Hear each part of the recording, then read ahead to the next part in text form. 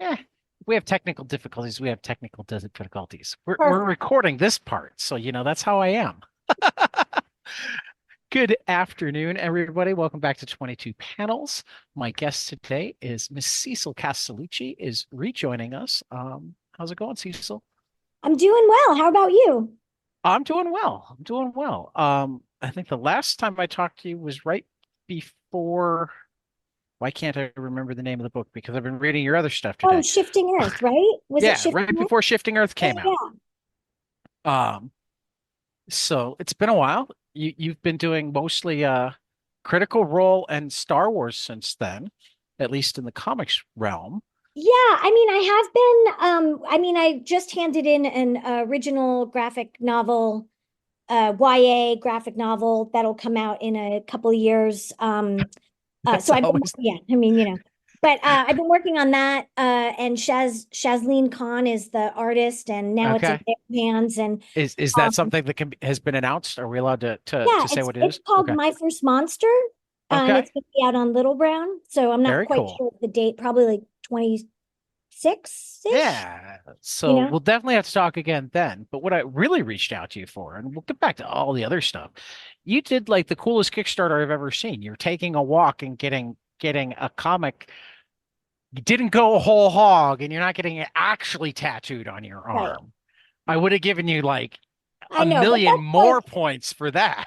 I mean, that's next level. And I like the idea of it being ephemeral and impermanent, that Right. it's kind of like you see it or you don't see it. But yeah, so I am the comic book walk. Here's the Oh, you've got the first set of panels. Yeah, that's the first set of panels. I get to see them. We're an audio podcast, so other people don't. But Yeah, well, they can go to my Instagram. I am the okay, you got comic them up book. on the Instagram. Yeah. And that art is by Mads Elgaard Skovbach, and Okay. he is an amazing Danish comic book illustrator. He was a student of mine at the animation workshop in Viborg, where I teach. He graduated like 5 years ago now, and Okay. he is the one who designed the character of Maxie, who is the Okay. character that everyone is going to be drawing. And basically, I am the comic book is a promenade performance endurance comics anthology piece. Um, where it's kind of like an exquisite corpse where I'm giving prompts and Or how about 24 amazing, yeah, 24 amazing comic book artists are in collaboration with me to do whatever they think a three-ish panel or sequential piece is that I'm making into a temporary tattoo that I then wear on my arm for 2 weeks, and then I take pictures of it as I'm walking around in the world and faded. Actually, the reason why I was late today was because I got this invitation, or I saw this thing at the local Los Angeles Municipal Art Museum, and it was a performance exhibit of this woman who was doing an interactive 40-minute performance piece about memory and reflection, and it was interactive, like with the people that were gonna, you had to sign up and like whatever, and I was like, fuck, that's cool, I'm gonna go do that that and sit sounds in the next awesome. seat with me. And so it was really cool. The artist name was Jane Brucker. And yeah, so it was really cool. And basically, I came up with the idea when I was at the Stockholm Comic Arts Festival last May, and a bunch of new people that I didn't know. We were talking about AI, and I had just seen the Laurie Anderson exhibit in Stockholm. Um, I just have always been really inspired by sort of performance conceptual art, and I just thought, well, what if I was the comic book? What if I did that? And then when I was in London last fall, I saw the Marina Abramovic, who's also a performance endurance performance artist, conceptual artist. And I had coffee with Mads, and I was like, I have this weird idea, and he was like, do it. I'll design the character. So then I just did it, and every artist that I've asked has just been said yes, and Of course. I mean, It's it's like, really cool and see, yeah. I have to ask just because it's not original under the sun. It's original to put it on your arm. Never Hmm. seen that before. But the narrative, well, the in comics there was the narrative corpse I held up for you, which was something that Art Spiegelman and Bob Sikoriak put together in the late Yeah. 80s and early 90s, and it has since been um emulated on the internet with the Infinite Corpse. Yeah, and I mean, and the exquisite corpse idea, I mean, like the Dadas did it, like, back Right. like Marcel Oh, Duchamp and absolutely. all that. So, So it's like such a fun tradition. And I think right, it's like high art, low stakes, like super fun. I'm paying everyone a page rate, as though they're right, doing one page on my arm.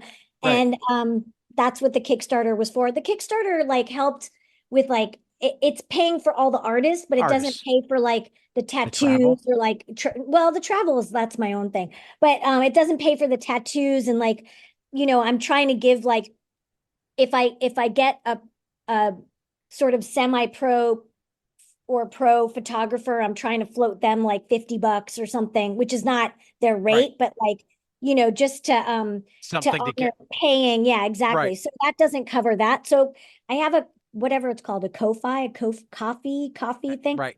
And there's a tip jar in there if anyone wants to like help with that, because People should like I said, absolutely do that. the Kickstarter just Because if covers it like pays, if it pays the pays artist. artists, that's Yeah, good. yeah, Paying photographers is also good. yeah, Paying people is good. I'm in yeah. favor of paying people. Um, no, what I was really asking is have you played around with either of the old ones? Have you had an opportunity to read the old narrative Oh no, I corpse have. I have not. or I have not. I'll played definitely with check them Infinite out. Corpse on Yeah, Infinite Corpse on the web is a rabbit hole that you can fall down at this point. There's yeah. 557 artists Wow. have contributed to it. At this point, any given comic, you get you get to choose what it's like. It's choose your own adventure now too, Well, because well, you get to click. Most of them, it's yeah, like we've got the Jeremy Pinder comic up. Do you want to go to Mark Bell, Steve Laffler, or right. Alex Neal?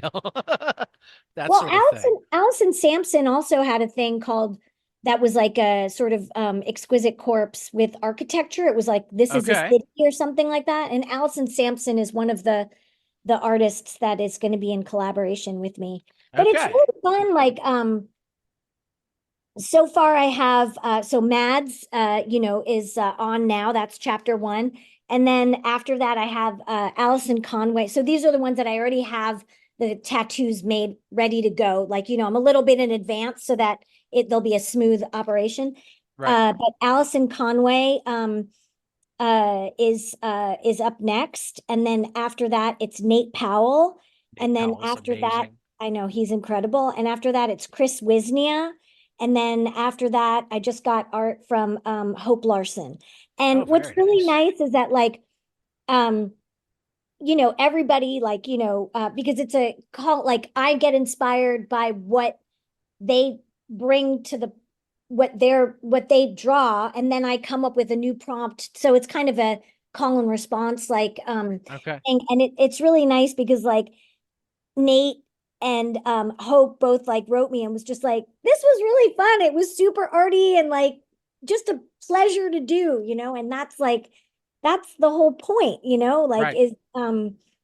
is to have fun and to remember how to play as artists, and stuff. Play, but you professionals, you're not supposed to don't play. Yeah, but you can't Playing is good. but Playing you is yeah. best. You can't be a professional if you don't play, and you can't grow your craft if you don't play Yeah. and stuff. So Um, yeah, so it's been really, really nice. And I don't know, I mean, I've got 24 people who've said yes, right. but who knows about timing and stuff like that, And you're email. you're taking pictures for Instagram. Are you making like photocopies of the tattoos or scans or whatnot before you So put it on your arm so you have So the what art I'm or doing here, you can see. So what I'm doing is like I'm using Inkbox as okay. they're not sponsoring me, but feel free to sponsor me, Inkbox. And so basically that's they're expensive tattoos, and I get right now I'm getting three of them. So one is for me to put on my arm. One is for me to have as an archive, of Okay. the tattoo, and one I send to the artist, um, Okay. so that they have Very a cool. copy of their own thing. Okay. Any thoughts of doing any sort of print collection at the end? I don't really know. I haven't thought that far. I mean, I think the only thing that I would really maybe do, it's not like a comic book. Maybe I would do like an art book, like a, Well, yeah.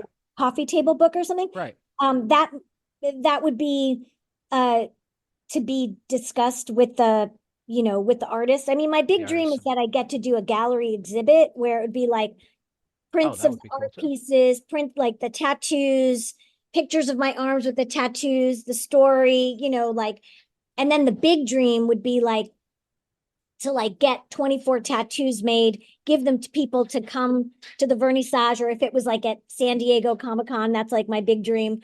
Then have like the whole comic book, like walking around the comic book convention. Well, I mean, San Diego would be great, but the place that like might actually love you doing that is Comics Crossroads, where you're Yeah, actually maybe. about to reach out to Jeff Smith or Caitlin McGurk.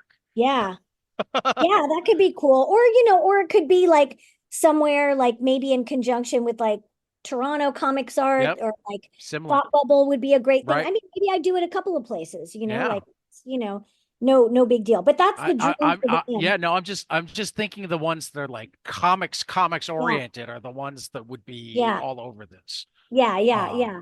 Well, I just thought San Diego too because well, yeah, it's got a well, but it also they have a museum. oh, that's true. Well, I mean, so does I mean, uh, I have to plug them every opportunity I Of get. The Billy course. Ireland Museum in Columbus is the Actually, yeah, that would be a great. comics, and Yeah. that they are part of Yeah. Comics Yeah, Crossroads. yeah, that would be great. Well, So maybe I do it in a bunch of places. yeah, That would be that's the awesome. reason comic. I mean that, and Caitlin's taking part in another podcast with me, and I talked to Jeff a couple of weeks ago, so they're in Yeah. my head. No, But that's a really smart but idea. And I'll read, I think once I like right now it's like I'm in chapter 1. I'm still kind of right. feeling my way, Well, I'm just through I'm it. just happy that you want to continue with it because the only fear I had at all when I saw this project, and particularly when there wasn't anything beyond getting the tattoos talked about, was that it was going to be one of those like, no, it's supposed to be completely ephemeral. That's part of the All right. thing,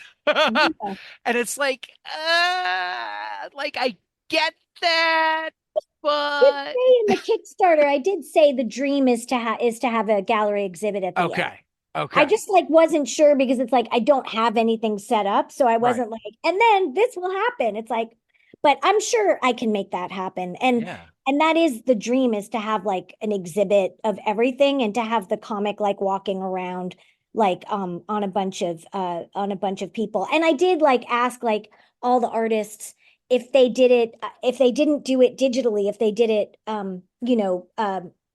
like old Pen and ink. school, pen and ink, that they keep it for at least 2 years before they would sell it so that Right. like we could do an exhibit. But I and think so and far and give everyone's you first dibs on buying if yeah. if you haven't. I don't know if I can afford some of them, but Well, yeah. I mean that's always the issue.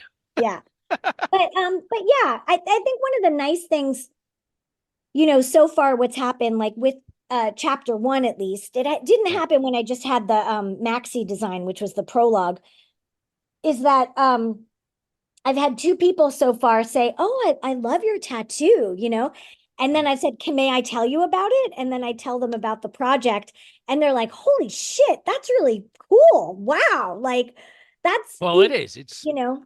It's super So, cool. I yeah. meant to reach out during the Kickstarter because like it was on my radar like immediately is cool. We talked about it on our weekly podcast a few times. Um, but it was the end of the school year and things get Yeah. Oh, crazy, yeah, and I yeah, get yeah. bad at sending emails when Well, and it's really kind of difficult to explain because, right, it's kind of like, it's kind of like you said, like nobody's getting anything right. really. It's just sort of funding a cool concept. And hopefully my hope is that everyone who contributed, that I'll cross paths with them, and Right. that and that they'll get to see it. I mean, I'm glad that you've got video on, so at least Yeah, you can kind I of get see to it, see. you know? Well, and I'm gonna I didn't pay for this level, but if you let me know when you go to see Nate, I might swing to Indiana. It's not that far. Oh yeah. I mean, I don't know his I don't know that I'll get to see him. I think I'm just going to Okay. mail him his because his is next and I don't I might see him in San Diego, but I don't think I think his tattoo will already be, Gotcha. done. It's Well, hard. Like that's I like to fair. cross over, but See, I was hoping that you were gonna go like walk with the people and have them there when you put the tattoo on. I mean, I did see Mads in London. I did see Allison in at TCAF. While Okay. I didn't have her um tattoo on, I only had Right. the prologue on. She got to see the Right. prologue and I got to give her her tattoo in hand. But I did interview um Mads, and I think I'm gonna at least Zoom interview everyone when their tattoo is on so that I Oh, can that show sounds it to them fantastic. Yeah. and then just kind of like, have these sort of same four questions. And then I also committed to doing a mile walk in each with each tattoo. Right. So I've been like doing that. So I did one in London, I mean in Windsor, in front of Windsor Castle, and then I did one in Montreal last week. And so, so I that's part wore of the the Expos hat just for you. thank you. Yeah, I see. So yeah, so so there's a lot of moving parts to it, and I'm still figuring it out, but my goal is to, even though it's ephemeral, my goal is to share it Right. as much as possible in as many ways as possible. Well, and I love just because I mean it's one of the things that I teach special ed, so we deal with a lot of anxieties. I love that you're already going, even though you're still figuring things out. It's like I want to do this. I've got this idea. Oh, that sounds like a good idea. Oh, that sounds good. But none of that stopped you from starting. Yeah, and I mean, and I'm scared. I mean, like it's like a year is a long time. And I didn't read the instructions properly. It says wait until the previous tattoo is completely, disappeared from your skin and and don't put it right on the same place if if it's not completely disappeared. And I totally didn't So read maybe that. you need to go back and forth between I might, artists. you know what? So I got like a little reaction, a skin reaction, and I Oh, was like, oh, okay, good to know. I'd only waited 4 days, and now I know I need to wait a week, maybe a week and a half. And that's at okay. I least mean, you're not allergic to the tattoos. yeah, I mean, it was fine. I mean, I had a skin reaction, and then so it was a little bit red and itchy for like 24 hours, and then it was gone. And it was like, oh, right, okay, so I need to rest my skin before, so Right. um, so that's fine. Like, Yeah. that's it's learning as I go. Yeah. No, I love it. Um, Uh-oh, you're what was frozen. the Oh, genesis of this? What like yeah, we've frozen and unfrozen a couple of times. I sometimes have a weird connection. oh, okay. It generally records okay. Zoom is good about that when you record to their cloud. Oh, okay, good. Um, oh, you're frozen again. I worry it's me. Hmm. Are you back? I am back. Okay, good. Um, I so like I said, the genesis was I was in Sweden at the I think it's called Serietikat Stockholm Comics Art Festival. And I was talking with a lovely art collective from Malmo, Sweden, um, who were young and cool and we were talking about what is art, what is comics, and all of that. And I'd seen that Laurie Anderson exhibit, and I just was like, I want to do something. And I mean, that's not so surprising when you think about like, like a book like Jim Rugg and I did. And Jim Rugg is going to be one of the artists as well. And like the Plain Janes, which is all about these art attacks and So like good. high Right. concept stuff. Right. And so it's like I think my secret passion, what I really wanted to be when I grew up was a conceptual artist. And I think this is It's sort of like I'm It's your morphing first into step. my final form, you know? I like it. I like it. Um, See, the one problem with like the crazy awesome projects is that like figuring out the right questions to ask is very hard. I can't go with just the standard. Well, let's see. I mean, I guess the other thing that I could say is that I decided that the character would be a non-binary character so that any artist could draw it the way that they wanted. So if they wanted to I draw it like more that. feminine or more masculine, they could. So I think Mads did a really good job with that. But also I wanted it to be a character that was walking in a world, just like I was walking in a world. And I do Okay. travel a lot, so I thought that gave good opportunities for me to like sort of take Maxie to different places and stuff. Right. And Jackson Lansing actually asked me, was like, do you have like a specific story for Maxie? And I don't have a specific story or a specific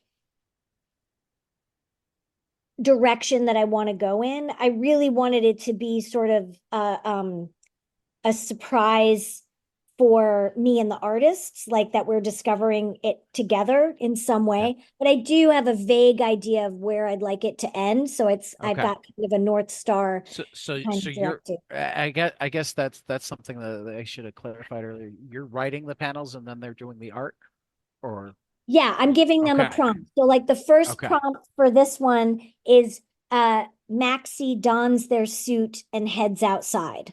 So that was the prompt for Mads. And then for Allison, which is you can't really see, but it's like the person is like walking down the stairs towards a Right. planet. I said Maxie descends to the down to the planet below.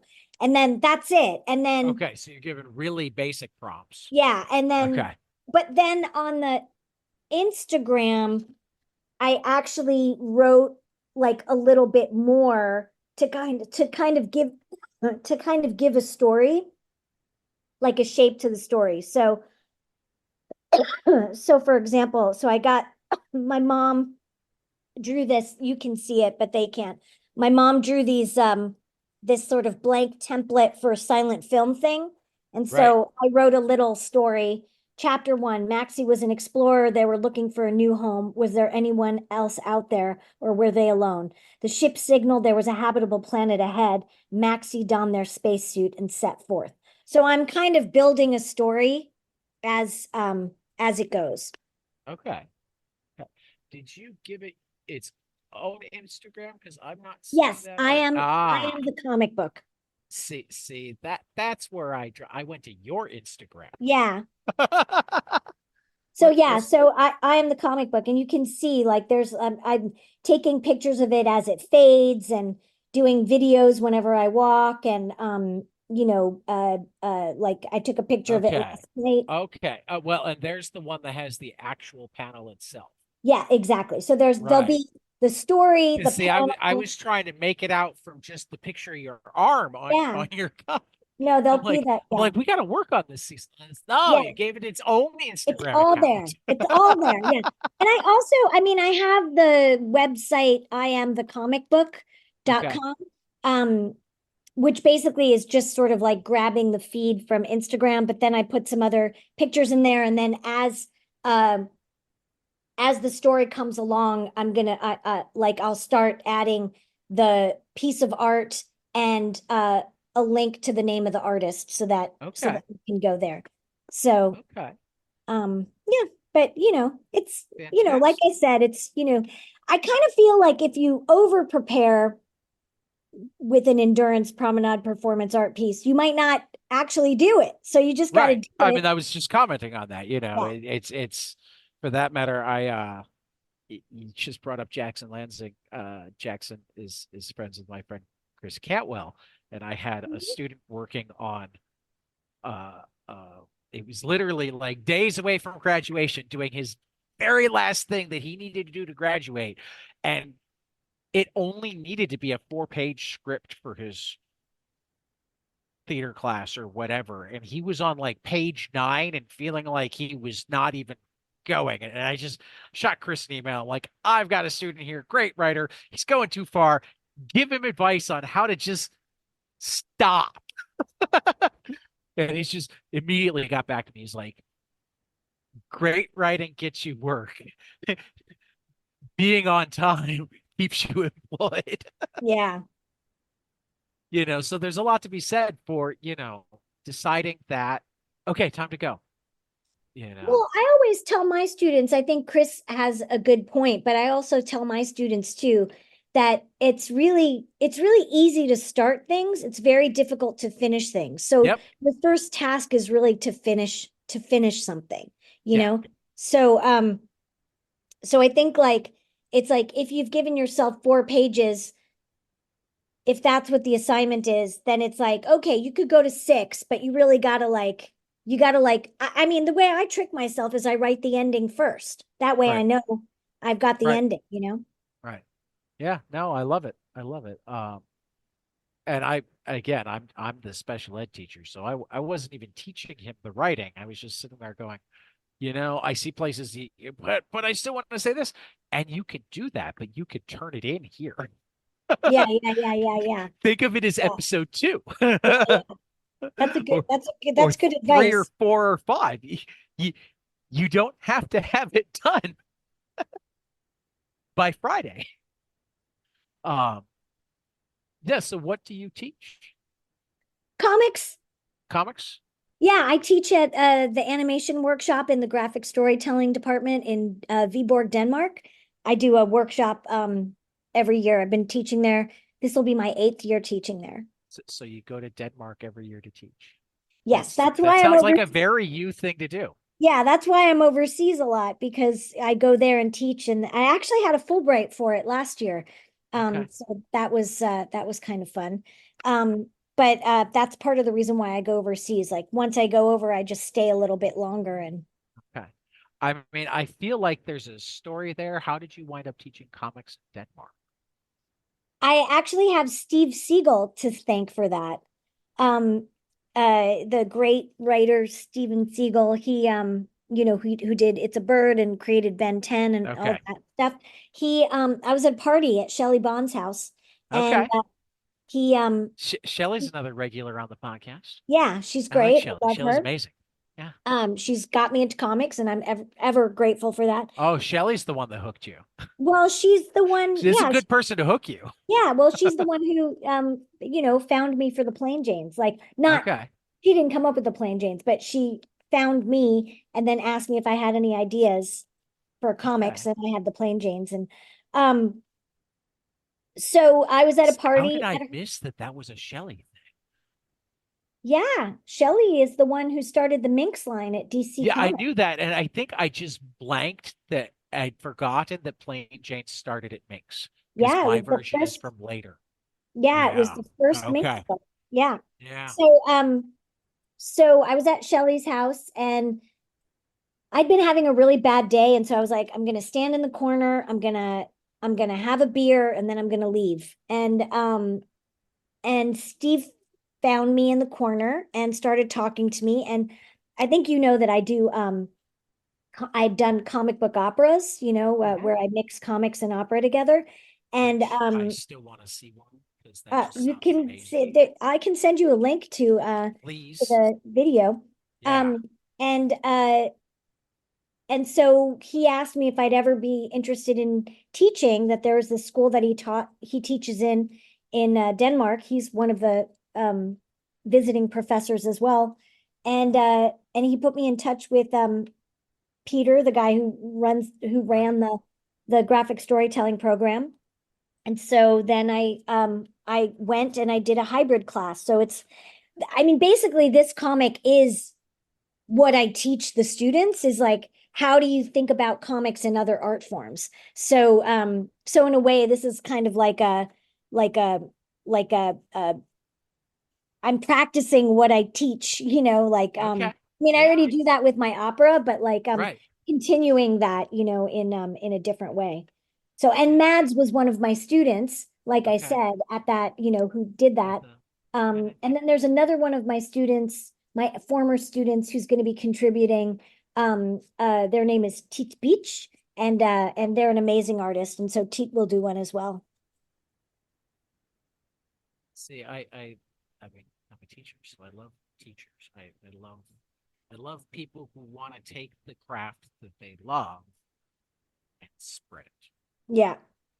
Yeah, well, I think it's important too because it's like part of the idea of the class is that like if you're a visual artist, they're all visual artists and they're all learning how to, make comic books. But if you want to have an art career, you have to be able to use your skills in other ways. And so this is a way of kind of you know, this is a way of kind of saying uh how can you use your skills and translate them to other uh jobs that you could get in the arts fields, can you Right. use your comic skills to do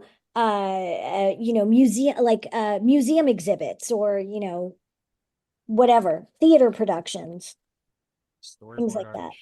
Yeah. Lots of people wind up doing storyboard work various places. Uh, lot of the artists I know do trading cards for, Hmm. you Yeah. know, and those are just the fun ways that they use their art. Yeah, yeah. Had you taught before that, or was this your first teaching? um I mean, I write young adult novels, so I've done a million school visits, and Right, I also have like lectured a lot at like low residency MFA literary programs, like right. for young adult writing or comic book writing. And then I was a 20-year volunteer with elementary school with first Oh, and third graders, very where I nice. did read aloud and literacy. That kind of stopped when the schools reopened after the pandemic, just Right. because like they didn't want strangers coming in. Not even if I wasn't a stranger, they didn't want that coming in. And so then it just kind of one of the Yeah, teachers retired and whatever. yeah. But yeah, I did that for 20 years. Every Friday, I would do read aloud and literacy with first and third graders. That's amazing. That's amazing. I love Yeah. it. So I mean, what? Just because I mean, I talk about teaching too much, but I like asking teachers. Um, what's most fulfilling for you in the classroom? What's what? Most fulfilling for you in the classroom? What are those moments that you love to have? Well, I guess with like the littles or like, when I do school visits with like teenagers and stuff like that, it's if it's a writing workshop or if it's like, just like them connecting with a book and kind of like seeing the mind expand, seeing the mind expand. So like for example, one time with the first or the was the third graders. I was reading a book. I can't remember what book it was now. But anyway, there was opera in it. And I like opera. I write operas. And you know, one of the kids was like, "What's opera, Miss Cecil?" And I was like, "Oh, so then, took out my iPhone and played some opera. I had them close their eyes and then we played some opera. And this one kid just started like moving, like all their eyes were closed, but he was just like feeling it. And I was just like, and we opened our eyes and he was like, that was the most beautiful thing I've ever heard. And it was like, okay, we've just made an opera lover out of somebody, and that came through books, you know what I mean? Like, and so it's like that kid's whole world, expanded that day. And me and the teacher wanted Miss McCarty, we wanted to expand on that. So we got ourselves a field trip to the LA Opera and brought the kids to go see an opera. And that just kind of like, snowballed. So that was really great, just seeing their minds expand. And then when it's teaching artists or writers, it's watching them have confidence in their voice, growing their voice and watching them have confidence in telling the stories that they want to tell and giving themselves permission to tell it the way that they want to tell it. I love it. Um, yeah.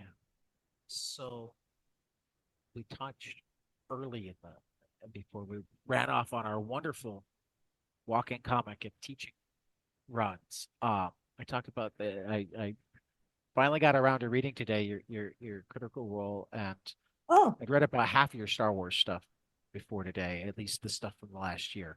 I have it all. I have to read so many comics. I don't worry about it.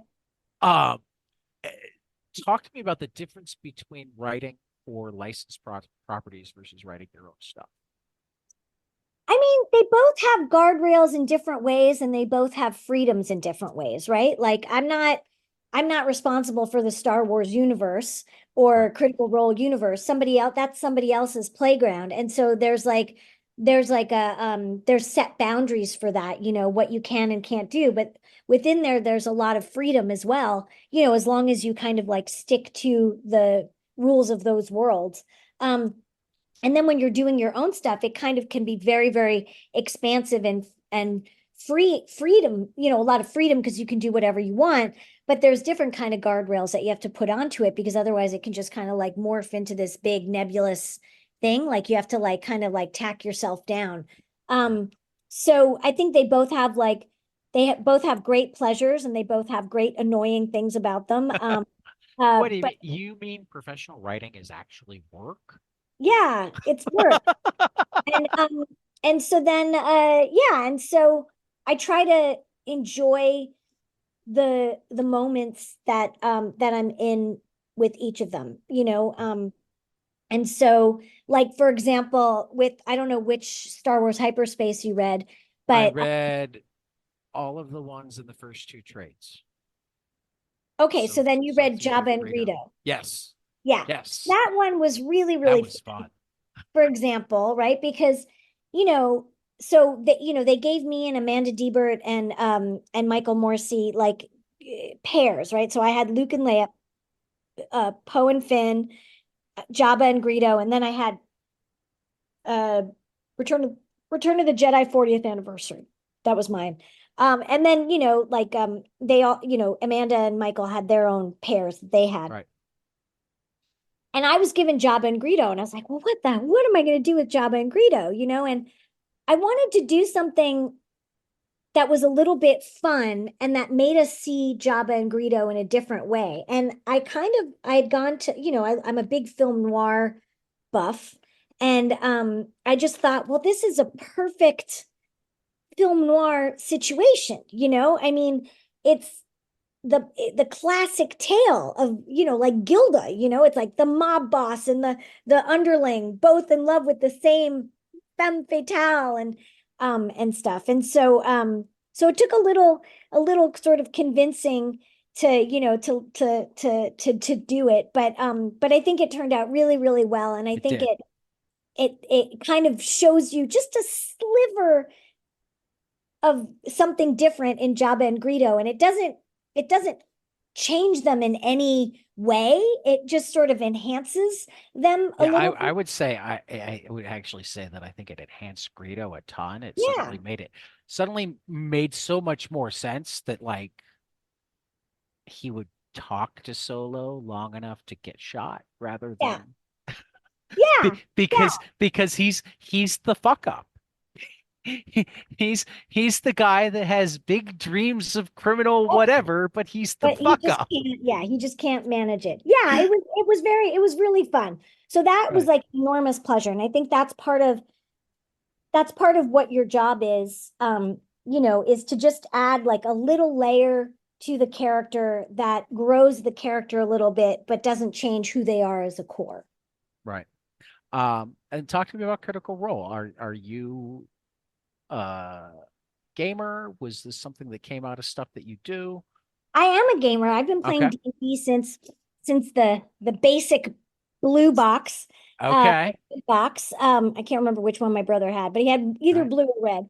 And yeah, I've been playing like forever. Right.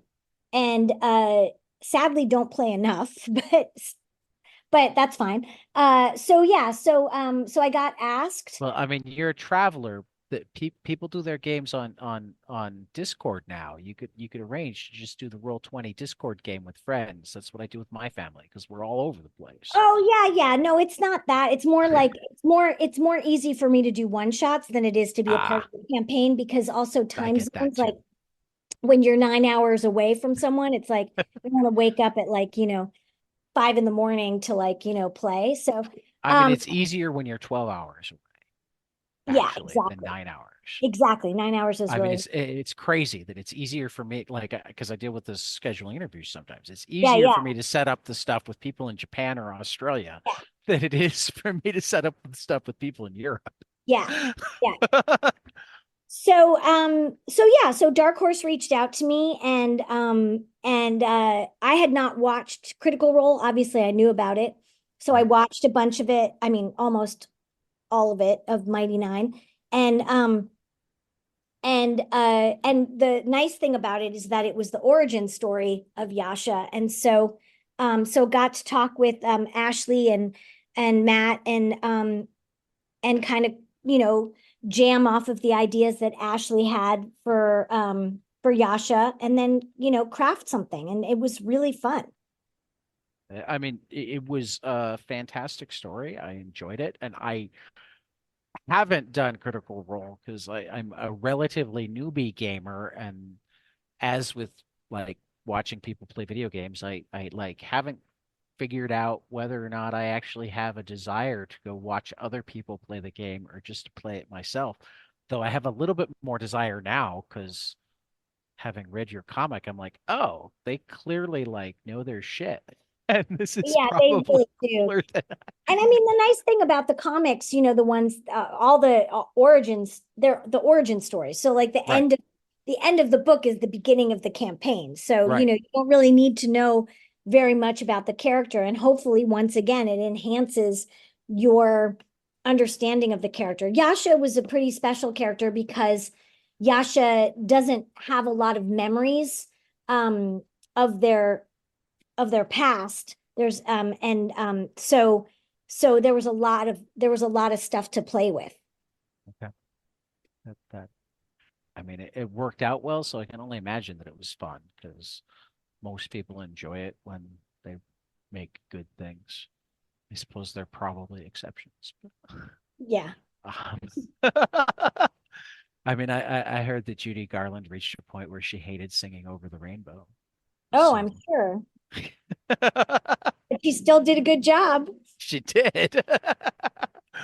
Um, so tell me a little bit about the graphic novel that we again touched on briefly that is coming out some indeterminate amount of time in the future that I'm certain we'll talk more about as it gets closer.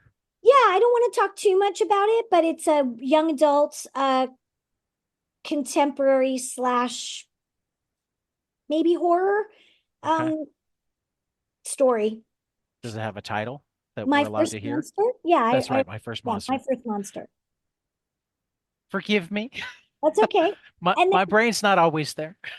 yeah, and then there's a new company called the Lab Press that just Okay. started. Yeah. I've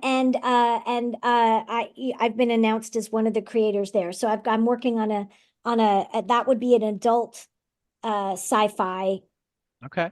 graphic novel. And then I have a bunch of like short stories. Like I'm part of the EC Comics Oh, very nice. anthology. So I've got a couple of stories with that and it's already been announced I'm doing an Obi-Wan graphic novel right now I that I'm saw that. writing. Right. And I have a new opera that I'm working on. Um, so, and then, hopefully 12 other projects that I want to do, Do books. you ever And sleep? yeah, I sleep probably too much and procrastinate a lot as well. But All right, since we're starting to run up on our hour, I'm gonna go to my favorite question that I probably asked you last time, but it's one of those that everybody has different ones and never gives me the same answer twice. Tell me a comic, graphic novel, whatever that you love, that not enough other people have read, and you need them to, so you can talk to them about it. oh well, you know what? I'm just halfway through it right now, and I'm just loving it so much. And it's Traveling to Mars by Mark Russell. Oh Uh, my God, that's so amazing. good. Yeah, it's Oh, so good. I mean, I feel like I probably talked to everybody knows Mark about that, almost but exclusively about traveling to Mars the last time he so was on, yeah. just because So I love Mark's work, and it too. might I be love his that. best work. And he's kickstarting the hardcover Yeah, right now. So exactly. That's why I'm reading it. Yeah. anybody who wants a really nice hardcover edition, I was Yeah. so happy when I saw that Kickstarter, because that was my big question for him when he was on after he'd finished it. I'm like, please tell me there's going to be a hardcover treatment. He's like, we're working on it. I don't know Yeah. if there's, like, convince Well, them. Mark is awesome, and the Lab Press just actually they asked us for our influences. They just posted, these are Cecil's, influences and things that she loves. And I wrote the Flintstones. I loved the Oh Flintstones my God. so Yes. much that I actually begged DC Comics to let me write an essay about it for their website. And they let me do I that. So love it. yeah, so yeah, so reading that right now, which I'm only halfway through, just I because I'm won't give anything distracted. away. There's some really fantastic twists and turns coming up. I'm very excited. Yeah. I mean, So Mark that, I mean, I'm sure people are, I mean, not enough. I that's mean, like saying that's like, one that I've been selling but hard all over the place, and I'll walk into comic shops and not see it on the shelves and go, yeah. "What is wrong with you?" So yeah, so that's what I'll give a shout out to today. Yeah, it's a fantastic one. Well, Cecil, it's always a blast. Um, Thank you. Thank I'd you. And I I'd hope, love it if we could set yeah, up times to check in during that would the be whole great. process. Yeah, and if anyone wants to follow along, I am the comic book .com, or on Instagram, I am the The comic book. comic book. Yeah. But yeah, shoot me an email with definitely with an opera to watch, but also, let me know what you want to do. We can Yeah, do, like, even just brief check-ins that we can toss in our episode or set up as separate episodes or whatever. great. And Because it would be everybody, fantastic. and if anybody is interested in seeing any of the opera stuff, I have a YouTube channel that I barely ever use, and on there, I think there's link to the full operas if they're interested in seeing. Well, So let's go. Let's go. I'm gonna make certain in case that it's easy to find. yeah, I think It's the advantage of having the computer right in front of me. yeah. So it's there's stuff on there. There's definitely the trailers for it if you just want like a taste. The operas are in French, so Well, of yeah, course, because that's just the way it works. yeah. Although the new one is going to be in English, so Oh, yeah. Did very you cool. find it? Uh, no, I just did, because initially I was finding other people having you've got tea with a bunch of people. Oh, that's me. Yeah. Yeah, tea with Cecil, Hall touching, miscellaneous. Ah, there's a hockey noir la opera. Yep. Okay, I think that's the trailer. I Yeah. can't see if there's any full Well, I ones can because send you the full there's a ones, lot. but Yeah, but definitely, and it's at Miss Cecil on on YouTube. YouTube. Yeah. I couldn't remember what You my can name was. become the 146th subscriber. I just became the 145th.